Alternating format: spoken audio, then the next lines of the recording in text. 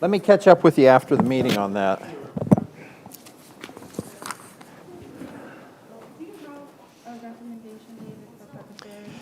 So we wanted to look at just appointing someone temporarily, because I had actually asked Bobby Nicholson, and he said he didn't think now was the right time for him. So did you have someone you wanted to? No, that's what I was thinking. So Chris Campbell is who we're going to recommend tonight to serve, just till we find someone that has that. Mayor, I did talk to a couple folks today. Let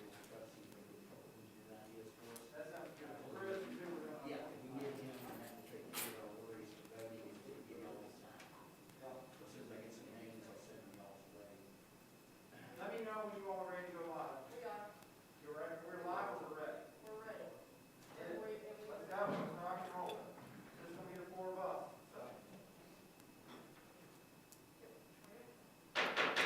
Good evening and welcome to our meeting for February on a chilly Valentine's Day. We are glad that you love us so much. You want to be here with us this evening and join us for our meeting. We always like to give us our pledge of allegiance, so we'll ask our DFW commander to come on down and lead us to the pledge. Present arms.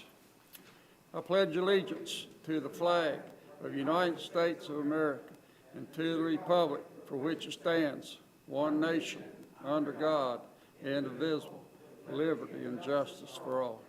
Two. If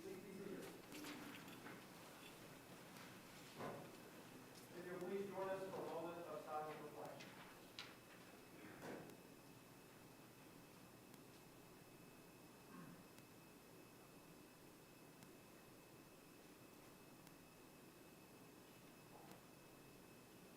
Thank you all very much. Council members, we have minutes from our meeting on January the 24th. Are there any changes? Real quick, there's a note, I put new minutes up there on the IS. They had a change where Ms. Huntington voted no in the collective bargaining resolution, and then Dr. Hirschberger pointed out that maybe the wording was a little convoluted, and so I added a note just to make sure it was clarified that collective bargaining resolution was not in favor of collective bargaining for about 2 years. Okay. So the amended minutes that have been submitted, have you all had a chance to look at those, or do we need to take a few minutes, or do you want to postpone until next week before we approve? That was the only amendment that I noted that needed to be made, because it is not for that. I reviewed it with Jenny, so I'm all right with that. Okay. So do we have a motion to approve as submitted? So moved. We have a motion. Do we have a second? Second. Motion and a second. Any discussion? All in favor, please respond by saying aye. Aye. Any opposed? Okay. At this time, we will ask that anyone that's here to comment on public matters, please come down to the podium. You have 3 minutes. Please state your name for the record, and be sure to use the microphone. You may take your mask off when you're presenting, and we'll open the floor for public comments at this point in time. Is my mic not working? I don't know if anybody's mic's working. That's what I was trying. My mic is on. I checked it. I think you're, I mean, it is on, like the receiver is on. I'll turn the table. Okay, Sorry, guys. that's fine. So you turn these on? Okay. Anyone for the citizen comment portion of the meeting? Seeing no one, we will close that portion of the meeting. I guess I got us out of order a little bit with the minutes. We do have a proclamation. This is Black History Month, and even though we're about halfway through the month, we wanted to take a moment to recognize the importance of this time period. Whereas during Black History Month, we celebrate the many achievements and contributions made by African Americans to our economic, cultural, spiritual, and political development.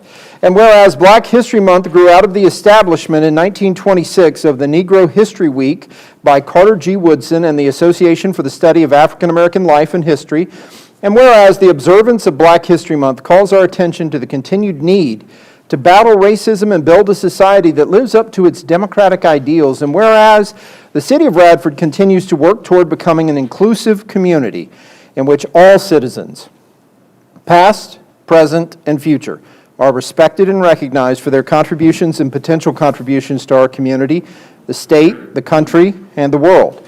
And whereas the City of Radford is proud to honor the history and contributions of African Americans in our community throughout our state and nation, now therefore be it proclaimed by the Radford City Council that February 2022 be known as Black History Month, and all citizens are encouraged to celebrate our diverse heritage and culture and continue our efforts to create a world that is more just, peaceful, and prosperous for all.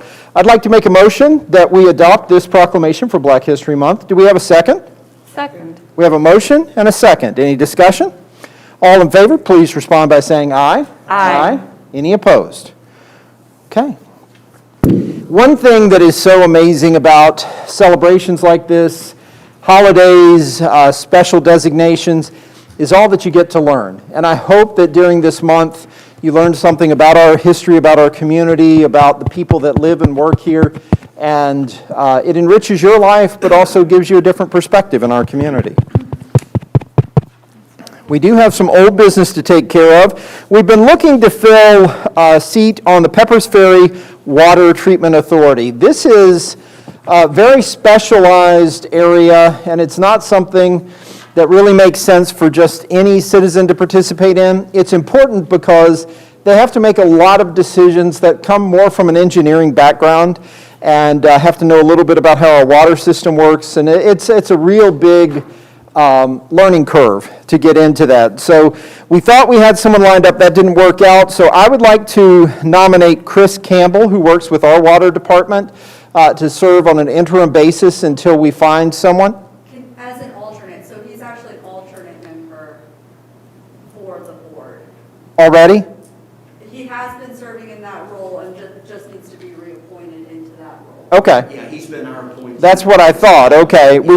So we're reappointing him. We're not going to put him into the regular seat. We're just going to put him in as the alternate. Alternate, and then he will be able to vote and go and do. All right. He will be just like the member of. That sounds good. So Chris will take that role for the time being, and we will still be on the lookout for someone who has the requisite experience. We've been talking a little bit among ourselves just to try to identify someone who would have that experience. So I'd like to nominate Chris to serve as our alternate member on the Peppers Ferry Water Treatment Authority. Do we have a second? Second. We have a second, and any discussion?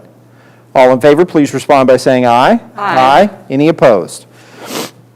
David, I'm going to let you explain a little bit about our new business, our supplemental Okay. appropriation. Can you talk a little bit about that? Sure, for us? yes. Normally, each year when you all, of course, this came up through the audit.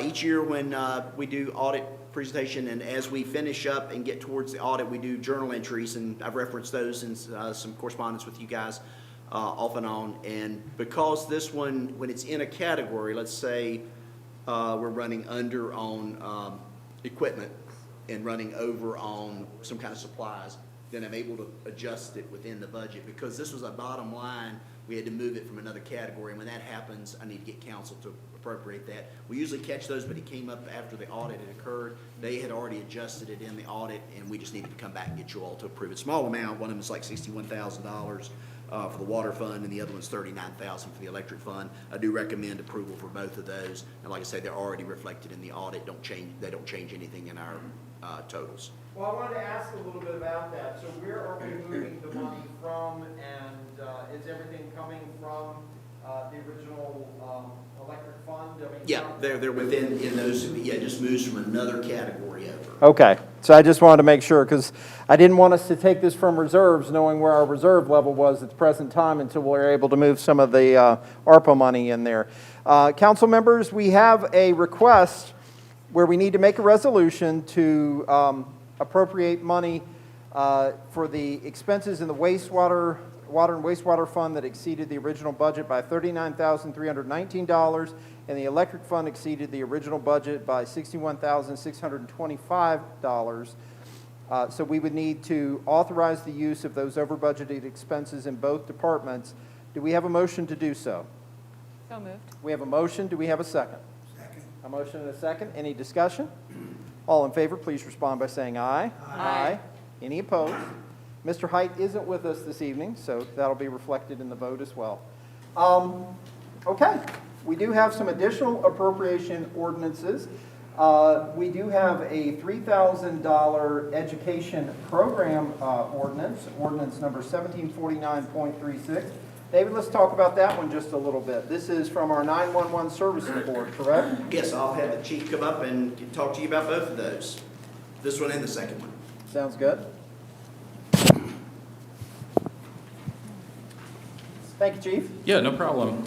So the first one, the PSAP Educational Program, or PEP grant, is a grant that we get each year. We apply for it and get it, and it's exclusively used for education for our 911 dispatchers. So some of the things that we have planned for this particular grant, last year with the PEP grant, we actually put one of our communications supervisors